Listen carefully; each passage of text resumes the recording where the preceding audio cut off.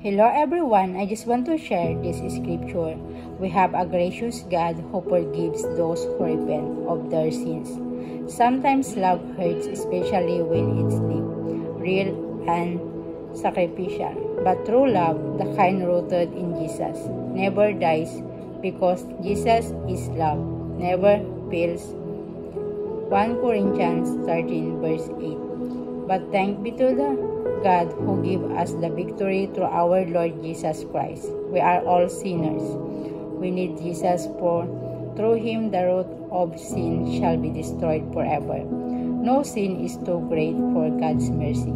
If you repent of your sins, he is always ready to forgive and restore you. God always shows up. Come to him. Christ Jesus is the source of true satisfaction. True fulfillment comes only after we are united with him through salvation. Peace through the blood of Jesus. Don't fall for temptation. Stay in the word. Stay pure to discern the ways and paths. Whenever we were tempted, God will show us a way out so that we can endure. Adam and Eve disobeyed God. Disobedience to God leads to negative consequences. Choose to walk in obedience with him every day.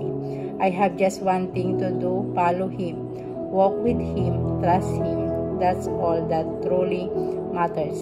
Sometimes God's greatest mercy is in saying no, which is what we think is best, but he sees what we cannot.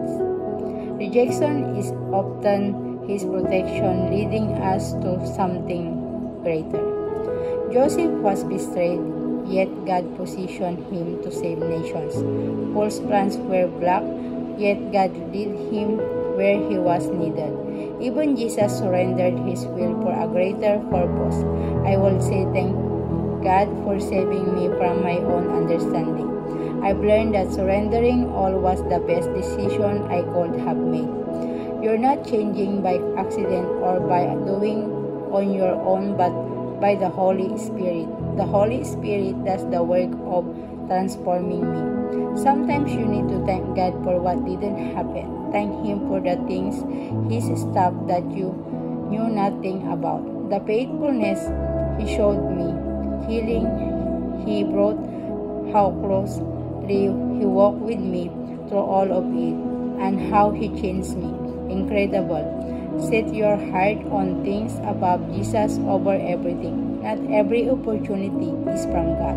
We live in a world that constantly pulls us in different directions, but not everything that looks good is good for you. When you bring God into your situation, your atmosphere will change. Leave the world behind and accept Jesus Christ into our life. For no one is abandoned by the Lord forever. Though he brings grief, he also shows compassion because of the greatness of his unfailing love. For he does not enjoy hurting people or causing them sorrow. Underneath the insecurities, the failures, the flaws, there's the true you. The you that God created, the blessed you, the successful you, the forgiven you, the confident you. I know where I've come from, I know why I'm here, I know where I'm going, and I don't have any doubts about it. You can have that same peace, that same assurance, that same joy by putting your confidence and your faith in Jesus Christ. Believe and trust in him. He is real. Yes, there are valleys, many valleys to go through. Jesus puts us through these valleys not to hurt us, but to clean us and bring us to a deeper love and trust in him.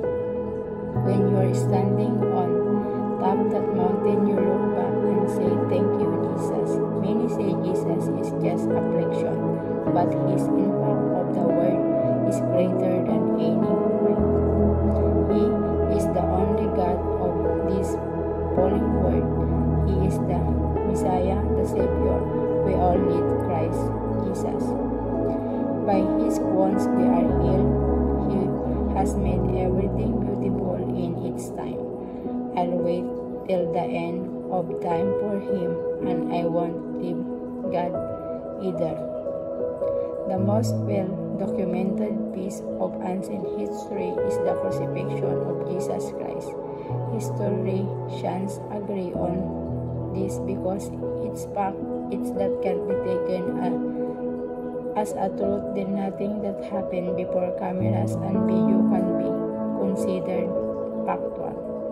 Blessed are the pure in heart, for they shall see God.